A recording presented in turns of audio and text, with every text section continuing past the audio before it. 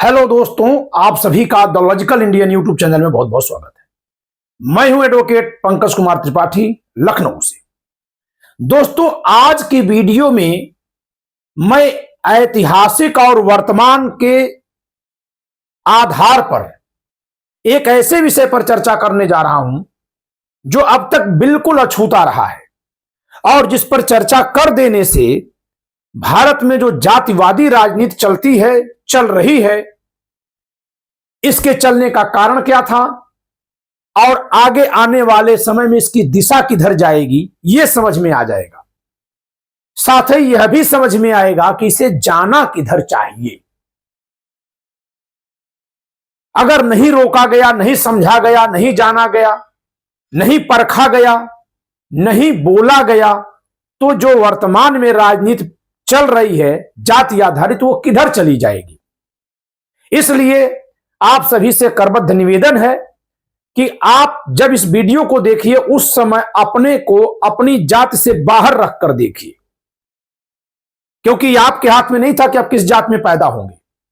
जहां आपका जन्म हुआ जिस जात में वहां है, लेकिन तटस्थ तो थोड़ी देर तक हो सकते हैं। आइए देखते हैं दोस्तों, मैंने भारत की सभी जातियों को 4 वर्गों में बांटा। राजपद पर बैठी जातियां, प्रशासन पर बैठी जातियां, किसान जातियां और मजदूर जातियां। ये जो चित्र हमने लगाया है, अगर हम अपने भारत के गांवों में देखें तो हम ये कह सकते हैं कि इसमें शायद ही कोई फला जाति का हो, शायद ही कोई फला जाति का हो, शायद ही कोई फला जाति का हो। और फिर इसके बाद हम कहेंगे अगर ये परिवार का काम नहीं हो रहा है, तो अगर ये मजदूरी के बदले में हो रहा है, पैसे पर ये काम लोग कर रहे हैं, तो फिर ये किस जात के होंगे, एक मोटा मोटा अनुमान लगाया जा सकता है। अब इसी को आप दिमाग में रखिए और सुनिए मेरी बात को। दोस्तों, राजपद पर आसीन जातियों से तात्पर्य किसी जात विशेष से नहीं है, बल्कि उन पदों पर बैठे हर किसी जात के लोगों से है जिनको मैं यहां राजपद बताने जा रहा हूं। वैसे ही प्रशासन पर बैठी जातियों से तात्पर्य किसी जात विशेष से नहीं है, बल्कि हर उस व्यक्ति से है जो प्रशासन में बैठा था। किसान जातियां से तात्पर्य केवल जाति भर से नहीं है, बल्कि हर उस समाज से है, व्यक्ति से है जो किसान होकर के कार्य करता है। और मजदूर से तात्पर्य है किसी भी समाज का वह व्यक्ति जो मजदूरी का कार्य करता है। फिर भी जब हम इनका उल्लेख करेंगे तो किसी न किसी जात की बहुलता यहां मिलेगी और कोई जात तो होगी ही नहीं। तो इस नाते अंत में यह जात पर भी आएगा, वास्तविक जाति है उस पर भी यह चर्चा आएगी। राजपद पर बैठी जातियों में मैंने उनको रखा है जो जमींदार थे, रियासतदार थे, उनके मुनीम थे, पुरोहित थे, बड़े बड़े मौलाना थे, मैंने इनको रखा है। आजादी के पहले जब अंग्रेजों का राज था तो यही लोग सत्ता पर बैठे हुए थे। अभी हम इस पर नहीं जाएंगे कि ये अंग्रेजों के दलाल थे, कि उनके विद्रोही थे, कि जनता के साथ थे लेकिन मजबूरी थी वहां साथ होने की। इस सब से थोड़ा दूर हट जाइए। अपने ही देश के लोगों को इस तरह से कहना ठीक नहीं है। तो अभी मैं ये कहूंगा कि जब आजादी की लड़ाई चल रही थी, यानी जब अंग्रेजी सत्ता थी, तो अंग्रेजों के समय पर वास्तव में समाज में सत्ता इन्हीं लोगों की चलती थी। अब चाहे वो जमींदार पठान हो, चाहे क्षत्रिय हो, चाहे यादव हो। बीपी मंडल जी जमींदार परिवार से थे। बिहार में बहुत से जमींदार परिवार यादव समाज से मिलेंगे। चाहे वो भूमिहार जाति का हो, कई एक लोधी जाति के लोग भी जमींदार परिवार से मिलेंगे। तो ये अपवादिक है, लेकिन थे। जमींदारों में सबसे कम जो है ब्राह्मण मिलेंगे, ऊंची जातियों में ब्राह्मण कम मिलेंगे। तो हम राजपद से तात्पर्य उन लोगों से लगा रहे हैं जो अंग्रेजों के समय पर सत्ता संचालन में पदों पर बैठे हुए थे, और वे प्रशासन में नहीं, समाज को सीधे नियंत्रित करने वाले पदों पर। इनकी सत्ता का समय आजादी के समय पर ही समाप्त हो गया। आजादी मिलते ही जमींदारी उन्मूलन हुआ, रियासतों का अधिग्रहण हुआ, तो इस समाज की सत्ता चली गई। लेकिन सत्ता आई किसके हाथ में? क्या किसानों के हाथ में आई? क्या मजदूरों के हाथ में आई? जी नहीं। अब बहुत बड़ी बात कहने जा रहा हूं दोस्तों, इसीलिए मेरे चैनल का नाम द लॉजिकल इंडियन है। और जो बात बोल रहा हूं पूरे भारत के इतिहास में कोई किताब निकालिए जिसमें इस तरह की बात लिखी हो। तो ये सब बातें मैं चिंतन करके आपके बीच में लाता हूं। जो भी लोग प्रशासन में थे, जो प्रशासनिक भूमिकाओं में थे, आजादी मिलने पर उन्हीं लोगों के हाथों में सत्ता आई। नेहरू जी यदि ब्राह्मण थे और उनके हाथ में सत्ता आई तो किसी मंदिर के महंत तो नहीं थे। सरदार पटेल जी यदि कुर्मी जात के थे और उनके हाथ में सत्ता आई तो जमींदार परिवार से नहीं थे। और डॉक्टर भीमराव अंबेडकर कहीं कोई किसी मठ के महंत नहीं थे। आप देखिए, आजादी के बाद जितने भी लोग सत्ता में आए हैं, चाहे सांसद, विधायक, मंत्री बनते हैं, संविधान सभा में बैठते हैं, वे सब के सब वे लोग थे जो अंग्रेजों के समय में प्रशासन में भूमिकाएं निभा रहे थे। चाहे प्रशासन में अफसर के तौर पर या अधिवक्ता के रूप में। अधिवक्ता भी तो प्रशासन का एक अंग होता है, न्यायिक प्रशासन का। तो जब सत्ता राजपद के लोगों के हाथ से छीनी गई आजादी मिलने पर जमींदारी उन्मूलन के जरिए, तो वह सत्ता आई उन लोगों के हाथ में जो अंग्रेजों के समय में ही प्रशासनिक भूमिकाओं में थे, चाहे अधिवक्ता के तौर पर, प्रोफेसर के तौर पर, या कि किसी प्रशासनिक पद पर बैठकर। यही कारण है कि वहां बाबू जगजीवन राम जी भी आते हैं, सरदार पटेल जी भी आते हैं, चौधरी चरण सिंह जी भी आते हैं, पंडित जवाहरलाल नेहरू भी आते हैं, और डॉक्टर साहब भीमराव अंबेडकर जी भी आते हैं। चाहे आप जोगिंदर मंडल को ही देख लीजिए, जिन्ना को देख लीजिए जो पाकिस्तान की सत्ता पाए। ये सब वे लोग थे जो उस समय के प्रशासन में भूमिकाएं निभा रहे थे। क्रांतिकारियों के हाथ में सत्ता क्यों नहीं आई? क्योंकि क्रांतिकारी समाज में प्रायः वे लोग थे, एक दो को छोड़ करके, जो समाज के आम लोग थे, चाहे वो किसी भी जाति धर्म से थे, लेकिन प्रायः वे आम लोग थे। उनको शासन प्रशासन का ज्ञान नहीं था। एक दो को छोड़ दिया जाए, सुभाष चंद्र बोस को छोड़ दीजिए, इक्के दुक्के लोगों को छोड़ दीजिए, तो जो लोग आजादी की लड़ाई लड़ रहे थे वे कौन थे? जो प्रशासनिक भूमिकाओं में थे। जैसे बाबा साहब भीमराव अंबेडकर अंग्रेजी सरकार में अफसर थे, संविधान सभा के प्रमुख सलाहकार और संविधान का मूल प्रारूप बनाने वाले BN राव, बेनेगल नरसिम्हा राव, वे भी अंग्रेजी सरकार में बहुत बड़े अफसर थे। ये दोनों ही अफसर थे जिन्होंने संविधान की रचना में बड़ी भूमिका अदा की है। तो राजपद पर बैठी जातियों के हाथ में सत्ता कब तक थी? आजादी मिलने तक। आजादी मिलते ही जमींदारी का उन्मूलन हुआ, ये समाप्त हो गए। फिर सत्ता आ गई प्रशासन में बैठे लोगों के पास। अब राजपद पर जो लोग थे उनमें सर्वाधिक संख्या राजपूत समाज के लोगों की थी, पठान जात के लोगों की थी। इक्के दुक्के मैं फिर से कहूंगा कि और लोग भी मिलेंगे जमींदार के तौर पर, लेकिन ज्यादा संख्या में नहीं मिलेंगे। ज्यादा संख्या बहुलता किनकी थी? हम जिनको क्षत्रिय जाति कहते हैं उनकी थी। तो जैसे ही आजादी मिलती है वो वहां से गायब हो जाते हैं। लेकिन ऐसा नहीं कि शून्य हो जाते हैं, इनमें से भी तमाम लोग यहां पर हैं। प्रशासनिक ढांचे में कौन ज्यादा थे? ब्राह्मण ज्यादा थे, कायस्थ लोग ज्यादा थे। बिहार का सबसे लंबे समय तक का मुख्यमंत्री रहे श्री कृष्ण सिन्हा जी, वो भूमिहार थे। उसके बाद के मुख्यमंत्री वहां के कायस्थ समाज से रहे हैं। बहुत अच्छा मुख्यमंत्री तो संचालन उन्होंने किया बड़ी ईमानदारी से। लाल बहादुर शास्त्री प्रधानमंत्री बनते हैं। तो जरा ये देखिए कि उसके बाद प्रशासन में जो थे उनके हाथ में सत्ता आई। आप ये जो कहते हैं कि ब्राह्मणों के हाथ में सत्ता आई, क्या ब्राह्मणों के हाथ में, उन ब्राह्मणों के हाथ में आ गई जो मंदिरों के पुजारी थे? जी नहीं, उनके हाथ में नहीं है। इसीलिए तो इन दोनों का विचार भेद होता है।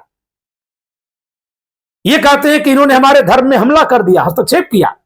और अगर ये प्रशासन में बैठे ब्राह्मणों के हाथ में सत्ता नहीं आती तो हिंदू कोड बिल नहीं पास हो पाता, क्योंकि सारी परंपराओं को धार्मिक मान्यताएं हैं, चाहे किसी भी धर्म की मान्यताएं को मान्यताएं हो, उनको धर्म का समर्थन है, तो बदलाव ही नहीं हो पाता।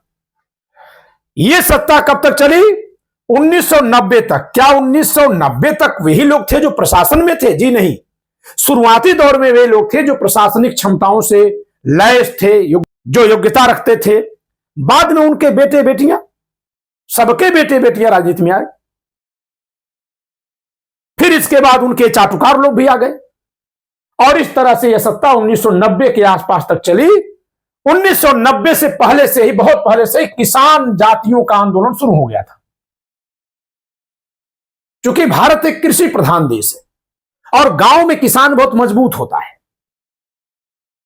जमींदारी समाप्त हो चुकी थी। प्रशासन में रहने वाले लोग तो शहरों में रहते हैं। गांव गांव में किसान लोग ये सोचना शुरू किए कि अगर हम खुद अपनी पार्टी बनाएं, अपने को वोट दें, खुद को दें। और उधर शास्त्री जी ने जय जवान जय किसान का नारा लगाया ही था। इसके अलावा किसानों की थोड़ी आर्थिक स्थिति खराब थी, इस नाते भी ये लोग इकट्ठा हो गए। तो 1990 के आसपास से देश की सत्ता किसान जातियों के हाथ में चली गई, कृषक कही जाने वाली जातियों के हाथ में। अब इसका यह मतलब नहीं है कि कोई ब्राह्मण ठाकुर जो है वो कृषि कार्य नहीं करता, लेकिन जैसे प्रशासन में जब आप गए तो वहां ब्राह्मण सर्वाधिक मिले, कायस्थ मिले, भूमिहार मिले, वहां यादव कुर्मी जाट कम संख्या में मिले। वैसे ही जब आप कृषक जातियों के पास चले गए तो वहां जो ओबीसी की जातियां हैं वो बहुत बड़ी संख्या में मिल गई। उसमें भी कृषक जातियां हैं और शिल्पकारी की जातियां हैं, दो तरह की जातियां हैं ओबीसी समाज में। लेकिन जो कृषक जातियां हैं वही डोमिनेंट हुई और यहां सत्ता इनके हाथ में आई है 1990 से। कृषि कार्य में संलग्न हम तीन प्रमुख जातियों की बात करें तो जाट, यादव और कुर्मी। और आप देखिए कि 1990 के बाद से बिहार में देखेंगे तो केवल दो ही जातियों का शासन चल रहा है मुख्यमंत्री के आधार पर। और इन जातियों के लोग जब से आंदोलन में आ गए हैं तब से अपनी ही जाति की पार्टी को वोट देते हैं, किसी और को वोट नहीं देते। अब इनका भी विद्रोह हो रहा है, 90 से पहले से ही चल रहा है। इनके लिए दो तरह की आवाज उठती है। एक जाति विहीन संगठन है जो आवाज उठाते हैं, जिनको हम साम्यवाद कहते हैं, कम्युनिस्ट कहते हैं। और दूसरा, जिन जातियों की संख्या इस पेशे में ज्यादा है उस जाति के लोग आगे आ गए। आपको यदि मैं कहूं तो इसमें कोई संदेह नहीं है, क्योंकि वंचित समाज कहा ही जाता है। तो जब उस समाज के लोग राजनीति में आगे आना शुरू किए तो इन्होंने कहा सत्ता की चाबी हमारे हाथ में होनी चाहिए। अब सत्ता की चाबी इनके हाथ में तो होनी चाहिए, लेकिन इसमें एक बहुत बड़ा खेल हो रहा है। आप जरा देखिए दोस्तों, सन 90 तक ही यह व्यवस्था बदल गई, 40 साल में ही। जबकि जिस समय देश आजाद हुआ उस समय लोकतंत्र नया नया था।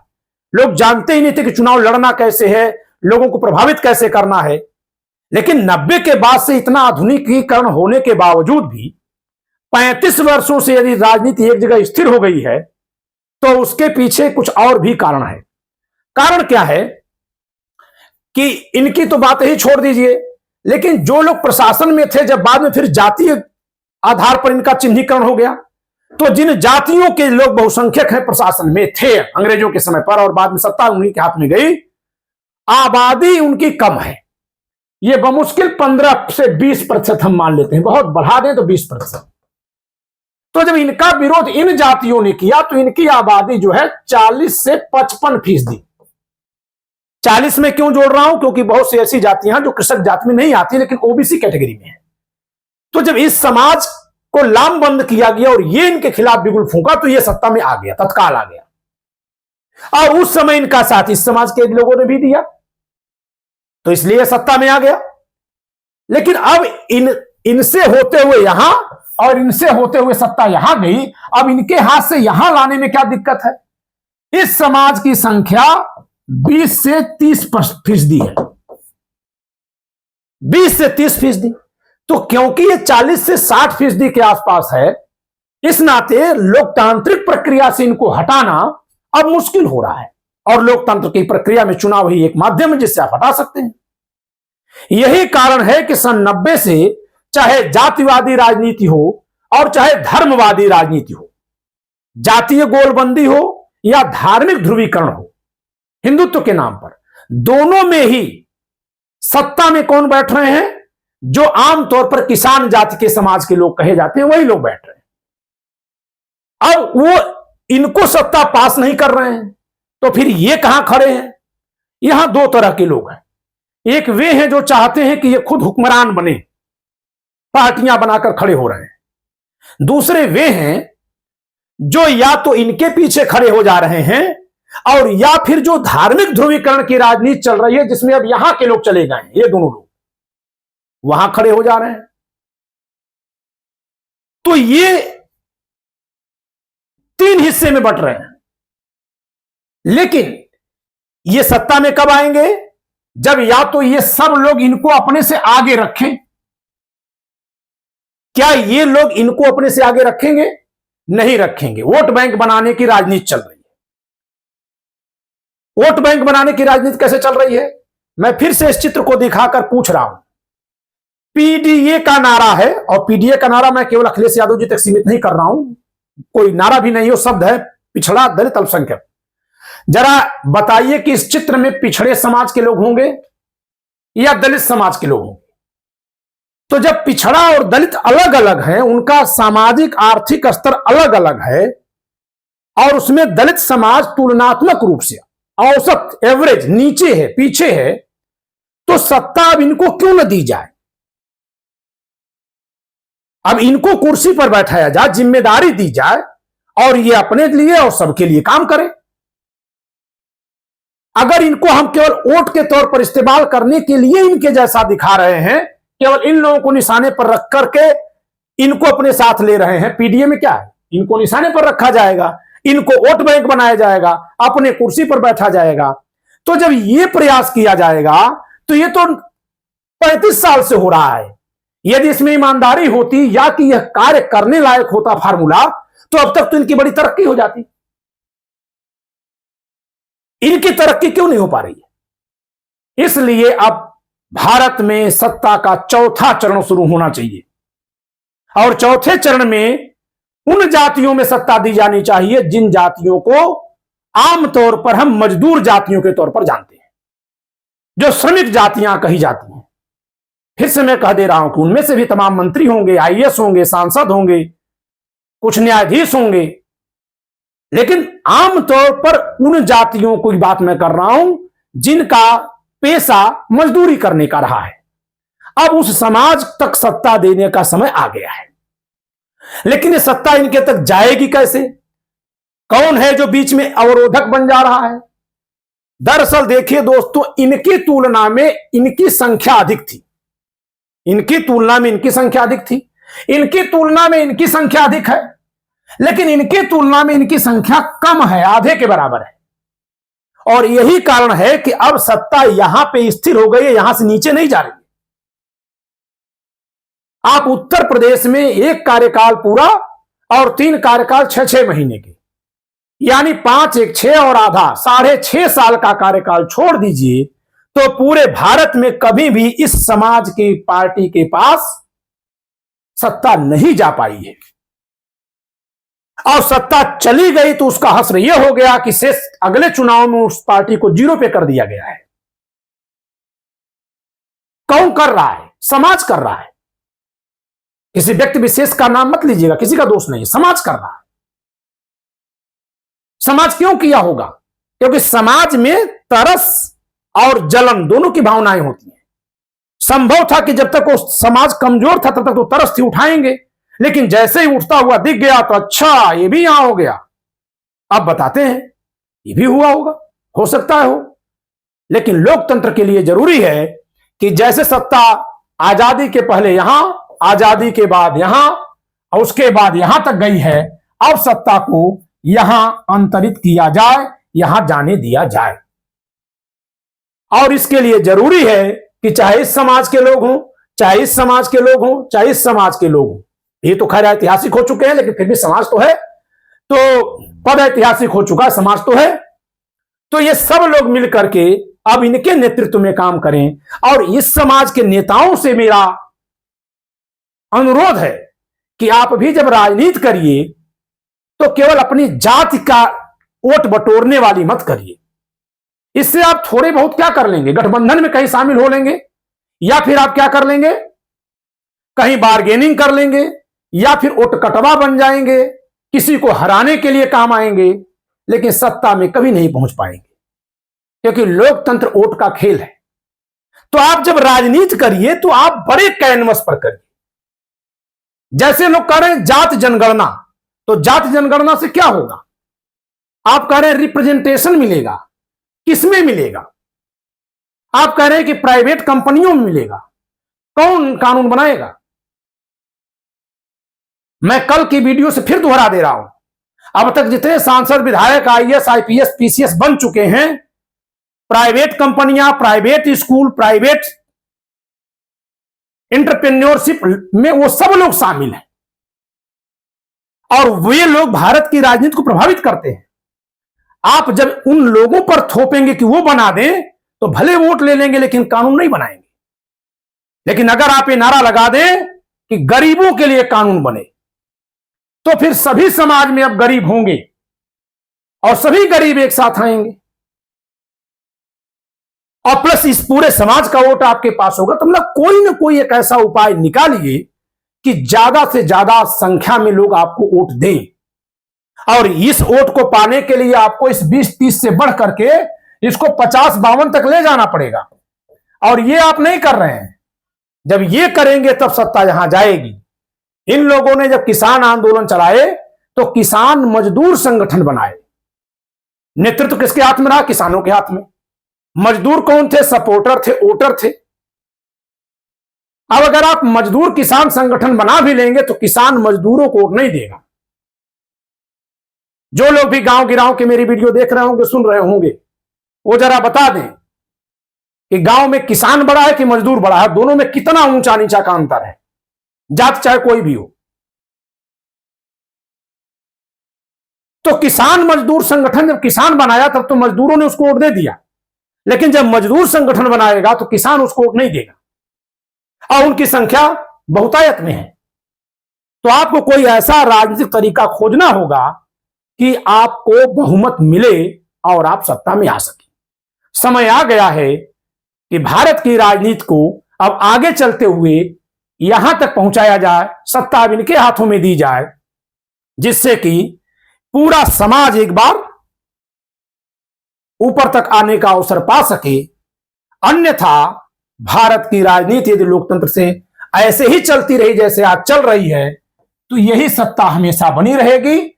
हां, इस सत्ता को चुनौती न दी जाए, इसलिए इनमें से कुछ लोगों को और इनमें से कुछ लोगों को कुछ ऐसे पदों पर बैठा दिया जाएगा और इनमें से भी कुछ लोगों को प्रतीकात्मक बना दिया जाएगा और सारी व्यवस्था ज्यों की त्यों बनी रहेगी।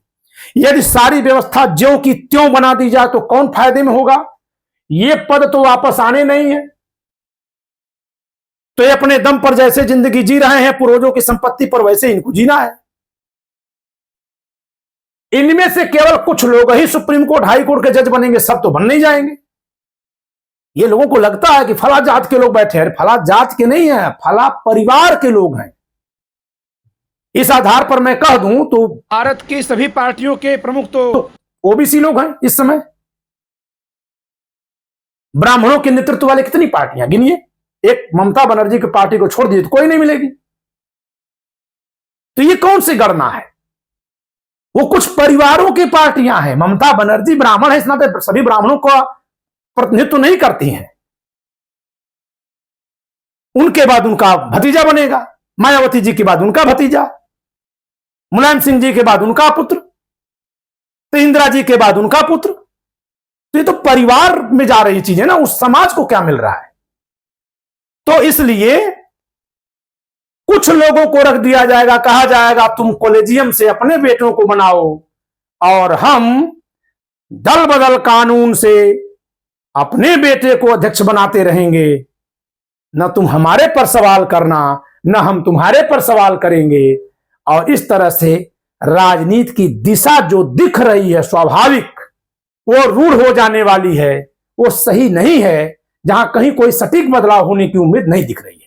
सटीक बदलाव अगर करना है तो इस जात समाज के लोगों को ही आगे आकर के ऐसा कोई फार्मूला निकालना होगा जिससे कि सारे लोग इनको वोट दे करके कुर्सी तक ले जाएं।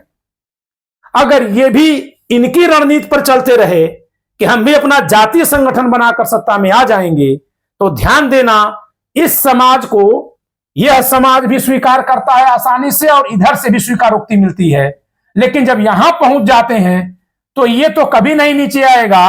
और ये अगर जैसे घर में होता है ना कि ददिया सास जो है बहू को मानती है, तो थोड़ा बहुत ये आएगा भी तो भी इनमें से एक बड़ा वर्ग यहां पहुंच जाएगा और कहेगा आप हमको क्यों नहीं बैठा रहे हैं। और यही हो रहा है। ये मजबूत समाज रहेगा तो वही कुर्सी पर बैठा रहेगा, यही हो रहा है। तो भारत में कुल 4 जातियां राजपद पर बैठी जातियां, जिनका समय आजादी के समय तक था, उसके बाद समाप्त हो गया। उसके बाद प्रशासनिक कार्यों में लगी जातियां, जिनमें सर्वाधिक संख्या में ब्राह्मण समाज के लोग थे, मुसलमान समाज के ऊंचे तबके के लोग थे, लेकिन जब पाकिस्तान का विभाजन हुआ तो वहां चले गए। जितने भी एलिट क्लास के मुसलमान थे वो सब पाकिस्तान चले गए, मौलाना अबुल कलाम आजाद जैसे 2-1 लोगों को छोड़ करके सब चले गए। जो निचले तबके का समाज था वही बचा हिंदुस्तान में। आज भी जो वहां पाकिस्तान में प्रमुख ओहदों पर बैठते हैं वो यहीं से गए हुए मुसलमान हैं, तो वो तो वहीं चला गया। तो प्रशासनिक में जो भी थे सर्वाधिक संख्या में ब्राह्मण थे, कायस्थ समाज के लोग थे, भूमिहार समाज के लोग थे, कुछ एक किसान जातियों के लोग थे और इक्के दुक्के दलित समाज के थे, जैसे बाबा साहब अम्बेडकर, जगजीवन राम जी। पद मिला इन लोगों को, तो जो भी प्रशासन में था उनको पद मिले, जिम्मेदारियां मिली। फिर वहां से किसान जातियों के पास सत्ता आती है और अब इनको मजदूर जातियों तक जानी चाहिए। इसी के लिए मैंने आपको यह सुझाव दिया, मैंने ये मूल्यांकन किया। मैं चाहूंगा कि आप इस पर अपनी प्रतिक्रिया दे करके कमेंट के माध्यम से मेरे तक अपना विचार पहुंचाइएगा। जातिवादी घिनौनी टिप्पणियां आप लोग मत करिए, क्योंकि जब कोई पढ़ता है, कोई भी, चाहे बाहरी कोई पढ़े या मैं ही पढ़ूं, तो हर एक के मन में प्रतिक्रिया पैदा होने लगती है। फिर न्याय नहीं बचता है, फिर बदला बचता है, बदले की भावना बचती है। फिर ऐसा लगता है किसी को न्याय तो चाहिए नहीं, सब तो सामंत हो गए हैं, फिर क्यों इनके लिए बात की जाए। बात तो इन्हीं के लिए हो रही है ना, चाहे संसद में हो, सदन में हो, सड़क पर हो, क्यों हो रही है। अगर ये सबको गाली देने लगे तो फिर क्यों इनके लिए बात की जाएगी। इसीलिए मैं कहता हूं कि गालीबाज मत बनिए, क्योंकि बात अगर आपके लिए हो रही है, कोई दूसरा आपके लिए ही बात कर रहा, तो फिर आप अगर गाली देंगे तो कौन बात करेगा आपके लिए। इसलिए विनम्र होइए, तार्किक होइए, तार्किक स्वाभिमानी होइए, लड़िए, लेकिन संविधान के अनुसार लड़िए, तर्क से लड़िए। तो अपनी प्रतिक्रिया जरूर दीजिएगा। इस वीडियो में इतना ही। वीडियो को लाइक करिएगा, शेयर करिएगा, चैनल सब्सक्राइब न किया सब्सक्राइब करिएगा। जय संविधान।